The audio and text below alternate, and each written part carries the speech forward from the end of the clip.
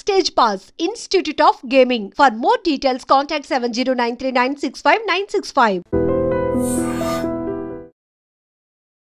Hi hello నమస్తే welcome back to iDream media. ఈరోజు మనతో ఉన్నారు హైకోర్టు అడ్వకేట్ అలాగే ఇమిగ్రేషన్ కన్సల్టెంట్ అయిన H1B వీసా కన్సల్ట్ సంబంధించిన పూర్తి వివరాలు ఇవ్వడానికి పృథ్వీ గారు ఉన్నారు. సార్తో మాట్లాడదాం. Hi sir. Hi Virat. Sir, current situation of NRI, అమెరికాలో ఉన్న ఎన్ఆర్ఐ సిచ్యువేషన్ ఎలా ఉందంటే అమెరికాలో ఉండలేరు, ఇటు ఇండియా రాలేరు అన్న విధంగా ఉంది. ఎందుకంటారు? అసలు ఏం జరుగుతుంది అక్కడ రైట్ నౌ? ఇప్పుడు అమెరికాలో ఉండేవాళ్ళు పర్మనెంట్ రెసిడెన్సీ కానీ, అక్కడ ఉండేటువంటి రెసిడెన్సీస్, అక్కడ ఉండేటువంటి గ్రీన్ కార్డ్ హోల్డర్స్ కానీ, అక్కడ సిటిజన్షిప్ గురించి కానీ మనం పెద్ద వరి అవ్వాల్సిన అవసరం లేదు. వాళ్ళకి ఆల్రెడీ సెటిల్డ్ దేర్. అక్కడ వాళ్ళని ఏమీ టచ్ చేసేటువంటి ఆస్కారం ఉండదు. మనకి ప్రాబ్లం వల్ల ఎవరికి వస్తుందంటే H1B వీసా మీద వెళ్ళిన వాళ్ళ దగ్గర వస్తే ప్రాబ్లం. H1B వీసా వాళ్ళు వెళ్ళే వాళ్ళకి, అక్కడ ఆల్రెడీ ఉన్న వాళ్ళకి ప్రాబ్లం వస్తుంది. ట్రంప్ ఉద్దేశం ఏంటంటే ముందు అక్కడ ఉండేటువంటి ఎంప్లాయీస్కి, H1B వీసా ఎంప్లాయీస్కి శాలరీలు పెంచేస్తాడు ఫస్ట్. అంటే ఉన్నటువంటి $1,20,000 పర్ యానం US డాలర్స్లో వచ్చేటువంటి ఎంప్లాయీస్ ఎవరైతే ఉన్నారో వాళ్ళకి ఒక్కసారి శాలరీ పెంచేస్తాడు. అంటే $1,20,000 నుంచి $1,40,000, $1,50,000 చేస్తాడు. తన ఉద్దేశం ఏంటంటే ఈ $150,000 జీతం శాలరీ తీసుకోగలిగినటువంటి వాళ్ళు మాత్రమే అక్కడ ఉండాలి. ఓకే. మిగతా వాళ్ళు with in short term they have to వాళ్ళు పెట్టి బేడా సర్దుకుని ఇండియాకి వెళ్ళిపోవటం. ఇక్కడి నుంచి వెళ్ళేవాళ్ళు కూడా ఆ $150,000 రిక్వైర్మెంట్ ఉన్న వాళ్ళు మాత్రమే అక్కడికి వెళ్ళాలి. అంటే మనకి వీసాస్లో H1B వీసాస్లో వెళ్ళేవాళ్ళు 2 రకాలు ఉంటారు విరాట్. ఒకళ్ళు ఏంటంటే కంపెనీ స్పాన్సర్ ఉంటాడు. అంటే ఏదో కంపెనీ, అతను ఎక్కడో పని చేస్తున్నాడు, ఆల్రెడీ తన ఒక కంపెనీలో పనిచేస్తున్నాడు అనుకుందాం. వాడిని అక్కడికి పిలుచుకెళ్ళేటువంటి ప్రాసెస్, అంటే కంపెనీ టు కంపెనీ తీసుకెళ్ళేటప్పుడు వాడి యొక్క రిక్వైర్మెంట్ ఉండేటప్పుడు తీసుకెళ్లే వాళ్ళకి పెద్ద ఇబ్బంది ఉండదు. కన్సల్టెంట్స్ ద్వారా వెళ్ళేటువంటి వాళ్ళు ఉంటారు. కన్సల్టెంట్ ద్వారా ఏంటంటే ఆల్రెడీ అక్కడ ఎవడో ఎంప్లాయ్మెంట్ నిన్ను పిలుస్తారు, నువ్వు ఫేక్ ఎక్స్పీరియన్స్లు పెట్టుకో, లేకపోతే ఏదో పెట్టుకో, ఏదో రకంగా అక్కడికి వెళ్ళిపో అనే వాళ్ళకి మాత్రం ఇది గడ్డుకాలం. ఆల్రెడీ అక్కడ ఈ 2 రకాలుగా వెళ్ళే వాళ్ళు, వెళ్ళిపోయిన వాళ్ళు ఉంటారు కదా అక్కడ, వాళ్ళకి నీ ఇందాక చెప్పాను చూసారా, మీకు ఈ పారామీటర్స్లో $1,20,000 శాలరీ ఏదైతే ఉందో, US డాలర్స్ శాలరీ ఏదైతే ఉందో, ఆ శాలరీ కన్నా తక్కువ ఉన్న వాళ్ళు you better drop from the country అని చెప్పేసి ఒక 2 months టైం ఇస్తాడు. ఆ 2 months టైం దేనికి ఇస్తాడు? Search for a new job. వాడికి సెర్చ్ చేసినా సరే వాడికి అక్కడ రావాల్సిన $1,20,000 శాలరీ తోటి ఉండేటువంటి ప్రమాణాలతో ఉండేటువంటి కంపెనీలో జాయిన్ అవ్వాలి. Otherwise you have to come back to India. Nothing. అక్కడ ఎంప్లాయీ ఎవరంటే it's nothing A contract labour. ఇక్కడ నుంచి కాంట్రాక్ట్లో అక్కడికి వెళ్తాడు. 6 months to 2 yearsలో కాంట్రాక్ట్లో వెళ్తాడు. వెళ్ళిన తర్వాత రెగ్యులరైజ్ అవ్వడం, అంటే వాడు అక్కడ ఉండేటువంటి what we call green card కానీ, అక్కడ రెసిడెన్సీ పర్మిషన్ కానీ రాదు వాళ్ళకి. వాళ్ళు ఇంకా గాల్లోనే ఉంటారు. అసలు రెసిడెన్సీ పర్మిషన్ రావాల్సిన వాళ్ళు ఇంకా 60 లక్షల మంది ఉన్నారట అక్కడ. ఇంకా 60 లక్షల మంది ఉన్నారు. ఓకే. వీళ్ళందరికీ ఎప్పుడు రాను, వాళ్ళు 3 phases వైజ్గా వస్తుంది. వాళ్ళకి ఫేస్ వైజ్గా రావాల్సి ఎప్పుడు వచ్చిన వీళ్ళకి, I'm not talking about Indians, world వైజ్గా ఉండేటువంటి అక్కడ US లో ఉన్న వాళ్ళు 60 లక్షల మంది.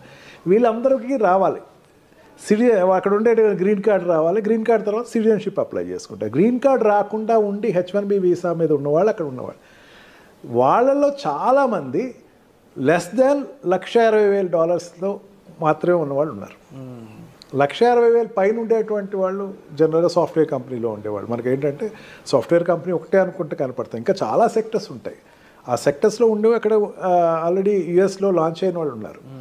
వాళ్ళందరూ కూడా $1,60,000 పైన శాలరీ ఉన్న వాళ్ళు మాత్రమే ఇక్కడ ఉంటారు. వాళ్ళకి $1,40,000 చేసేస్తాడు, గ్రాండ్గా చేస్తాడు. ఫస్ట్ $1,40,000 చేసి ఈ $1,40,000కి వాడికి ఇన్పుట్ ఉన్న వాళ్ళు మాత్రమే తీసుకోండి, ఇలాగే తీసుకోవద్దు. ఓకే. మెయిన్ కారణం ఏంటి? నా దేశీయస్తులు అక్కడ ప్లేస్ అవ్వాలి. అంటే అక్కడ జనరల్గా అక్కడికి వెళ్ళే వాళ్ళు అక్కడ ఉండే వాళ్ళతో కాంపిటేటర్స్ అవుతారు. $1,20,000 శాలరీ అండి, $1,20,000 శాలరీ కన్నా తక్కువ ఉండేవాడు అక్కడ ఆల్రెడీ దొరికేస్తున్నాడు. వాడితో వీడి కాంపిటేటర్. నిన్ను తీసుకోవాలంటే నీకు ఎక్స్ట్రా టాలెంట్ ఉండాలి.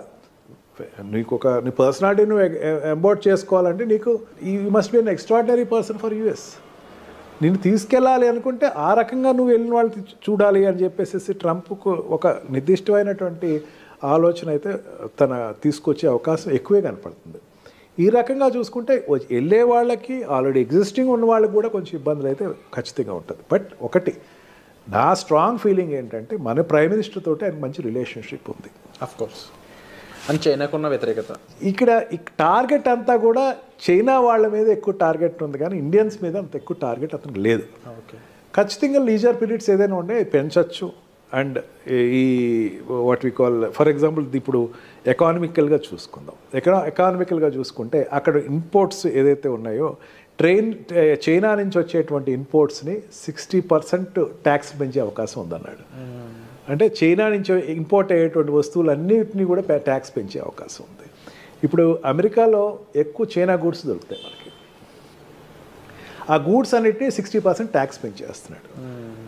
ఎందుకంటే డిస్కరేజ్ చేయటం కోసం అని చెప్పేసి తనకి మెయిన్ ఉద్దేశం అది. ఈ రకంగా ప్రతి సెక్టర్స్లోనూ అతనికి ఈ చైనాని ఎంత డిస్కరేజ్ చేయాలి అని ఉంది. He got good friendship with Indian prime minister.